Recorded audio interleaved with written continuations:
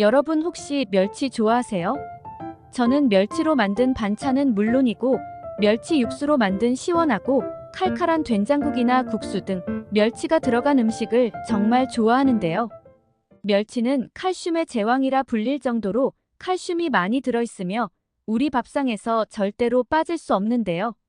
시원하고 깊은 감칠맛을 더해주는 멸치는 밑반찬부터 시작해 국물 요리의 육수까지 없어서는 안 되는 필수 재료로 정말 다양하게 사용되고 있는데요. 멸치는 칼슘이 풍부해서 뼈 건강은 물론이고 에너지 생산을 조절해주는 핵산이 특히 많이 들어있기 때문에 반드시 챙겨 드셔야 하는 식품 중 하나입니다. 또한 지능 발달에도 효과가 있는 고도 불포화 지방산인 EPA, DHA가 각각 9.2% 그리고 14.1%나 들어있어 건강을 지향하는 모두에게 꼭 필요한 음식이 아닐 수 없습니다. 그런데 이렇게 맛있고 많은 사람이 즐겨 먹는 멸치를 잘못 섭취하면 우리 몸에 치명적인 위험이 생길 수 있다는 사실 혹시 알고 계셨나요? 건강을 위한 올바른 멸치 섭취법과 최악의 섭취법을 지금부터 알려드리겠습니다. 차근차근 끝까지 확인하시고 가족들에게 좋은 정보 공유하셔서 우리 가족 모두의 건강을 함께 지켜냅시다. 구독과 좋아요는 언제나 감사합니다. 멸치와 상극인 첫 번째 음식은 바로 견과류입니다. 고소하고 영양 만점인 국민 밑반찬 멸치볶음.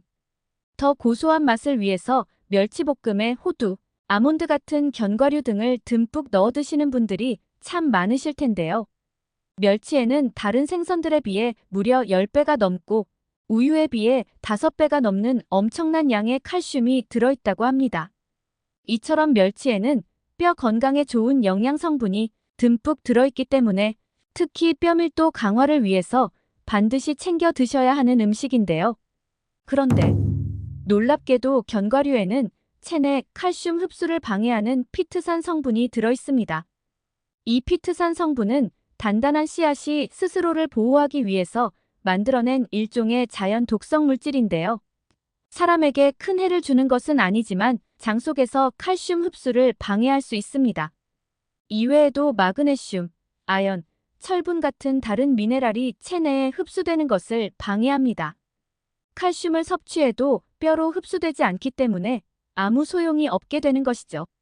게다가 칼슘은 혼자서 뼈로 흡수되지 않고 다른 여러 미네랄들과 상호작용이 있어야만 뼈에서 흡수가 가능한데요.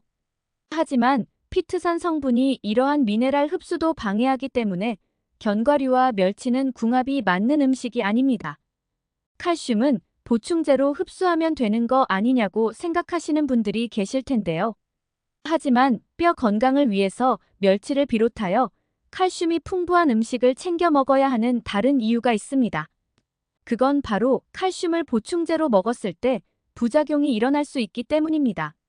실제로 2016년 미국 존스 홉킨스 대학의 연구에 따르면 칼슘 보충제 섭취 시 관상동맥에 석회질이 쌓이면서 심장병 발생 위험이 증가하는 것으로 나타났다고 밝혀졌습니다. 이처럼 부작용의 우려가 매우 크니 칼슘은 반드시 균형 잡힌 식단과 자연식품으로 섭취하셔야 합니다. 그렇다면 견과류와 함께 멸치볶음을 먹는 방법은 없을까요? 물론 멸치볶음에 꼭 견과류를 넣고 싶은 분들에게는 좋은 방법이 하나 있는데요. 그건 바로 아몬드나 호두 같은 견과류를 50에서 60도 정도 되는 따뜻한 물에 담가서 하룻밤 정도 불리는 것입니다. 그러면 피트산 성분의 약 3분의 1 정도를 제거할 수 있다고 합니다. 이때 떫은 맛이 나는 속껍질도 가볍게 벗겨내실 수 있으니 벗겨내고 드시면 좋답니다. 두 번째로 멸치볶음과 상극인 음식은 바로 설탕입니다. 설탕은 단맛을 내는 가장 편하고 또 익숙한 방법이긴 하지만 설탕이 만성염증의 주범이라는 사실은 모두 잘 알고 계실 겁니다. 설탕은 독소를 만들어내고 인슐린 저항성을 높이며 또 장 기능을 저하시키고 혈관벽이나 췌장 등의 기관에 붙어 염증이 생기게 할 수 있는데요. 문제는 만성염증이 증가하면 우리 몸에서 뼈를 녹이는 파골세포가 활성화된다는 것입니다. 이로 인해 뼈가 약해지게 되는데요. 따라서 멸치를 볶을 때는 설탕 대신에 매실 액기스를 사용하거나 아니면 말린 양파 껍질 가루를 활용해서 함께 볶으시는 방법을 추천드립니다. 세 번째로 멸치와 상극인 경우는 고혈압 환자입니다. 2018년도 국내 대학교 한 연구팀에서 480 가구를 분석한 결과 100g당 염도가 4.5%로 가장 높은 반찬이 멸치볶음으로 나타났다고 합니다. 이외에도 배추김치, 양파, 장아찌, 연근조림, 고등어조림, 제육볶음 등이 약 1에서 2% 정도의 염도가 있는 것으로 나타났는데요. 멸치볶음은 달달한 맛이 나기 때문에 짠 반찬이라고 잘 못 느끼실 수도 있는데요. 사실 멸치는 부패가 매우 빠른 생선이기 때문에 잡은 후에 바로 배에 소금을 넣고 삶은 후 육지에서 건조해 판매하는 것이 일반적입니다. 멸치가 유통 과정에서 부패되는 것을 막기 위해서 어쩔 수 없이 염도를 높여야 하기 때문에 멸치는 대표적인 고나트륨 음식이랍니다. 따라서 고혈압 환자의 경우 멸치 섭취에 주의해야 합니다. WHO의 1일 소금 섭취 권장량은 5g, 그러니까 한 티스푼 정도 되는데요. 나트륨으로 치자면 2000mg 정도입니다. 그런데 한국인의 하루 평균 소금 섭취량이 10에서 15g 정도이고 이는 나트륨 4000에서 6000mg 정도이므로 어마어마한 양을 섭취하는 것입니다. 그리고 동양인의 경우 85%가 소금을 먹을 경우에 몸 밖으로 잘 배출하지 못하고 민감하게 반응하면서 혈압을 상승시키는 소금 민감성 유전자를 가지고 있다고 합니다. 그래서 이런 경우에는 소금을 적게 먹더라도 혈압이 크게 상승하게 되는 것입니다. 고혈압이 진짜 무서운 이유는 뇌경색이나 심장병 같은 합병증을 유발하기 때문입니다. 따라서 염도가 높은 음식은 반드시 주의가 필요합니다. 일반 멸치는 15g당 소금 1g이 들어있다고 합니다. 하지만 우리는 멸치만 먹는 것이 아니라 찌개, 김치, 젓갈, 장아찌와 같은 염도가 높은 다른 반찬들도 함께 먹는다는 것을 감안하면 고혈압 환자의 경우 멸치볶음은 한 끼에 한두 스푼 정도만 드시는 것을 권장드립니다.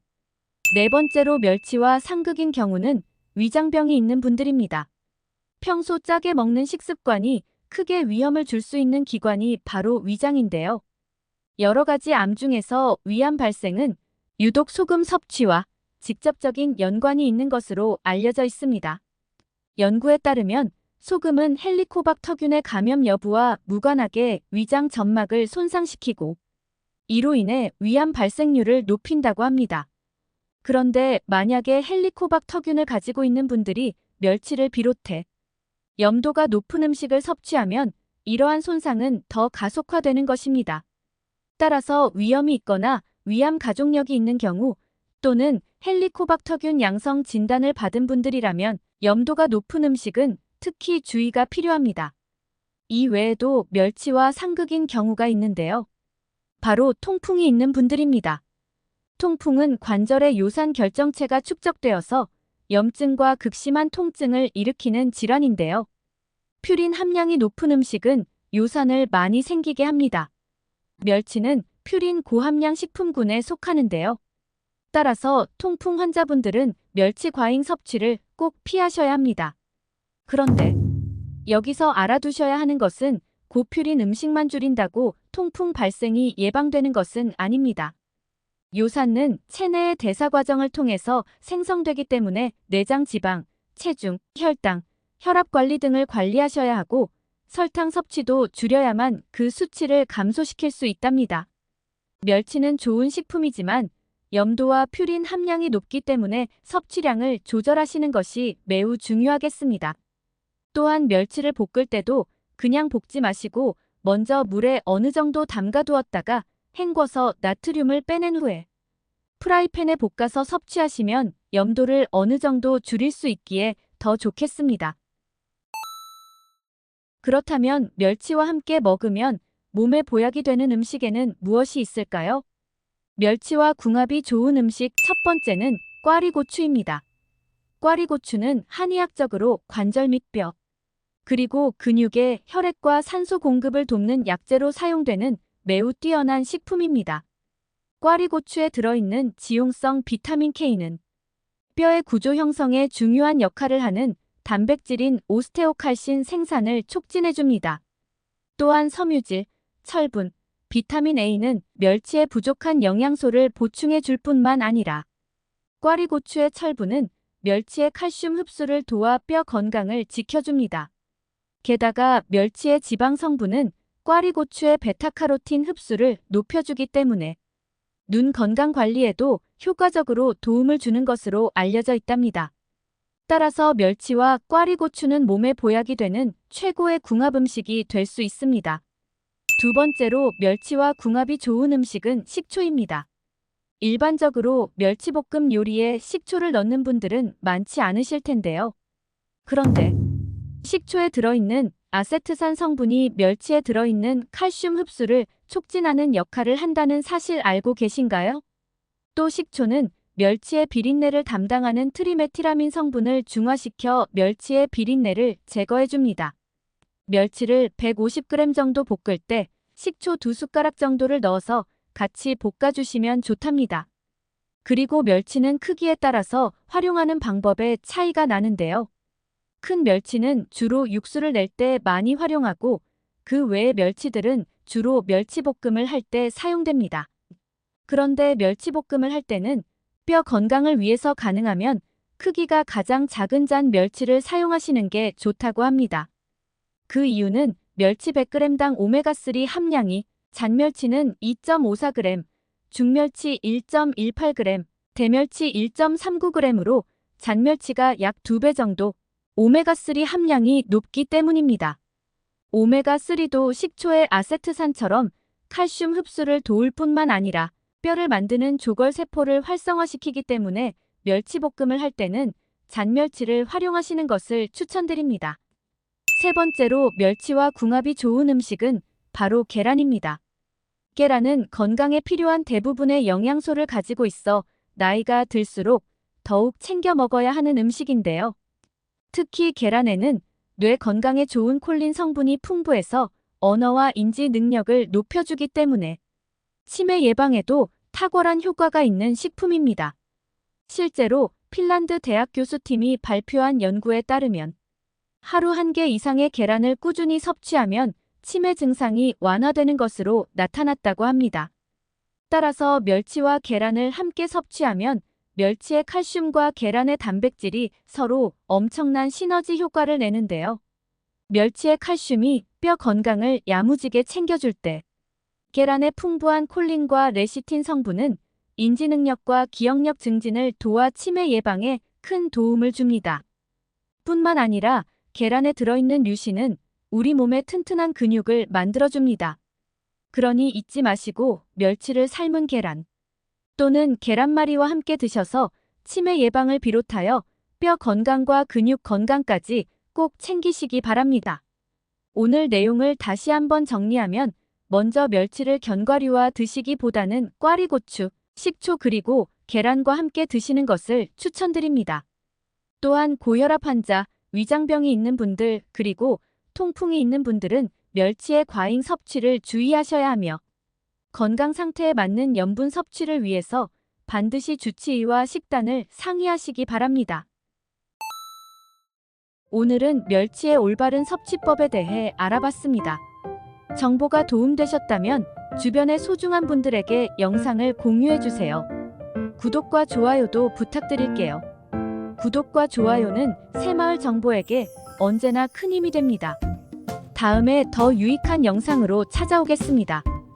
새마을 정보는 언제나 구독자 여러분이 건강하시길 진심으로 기원합니다.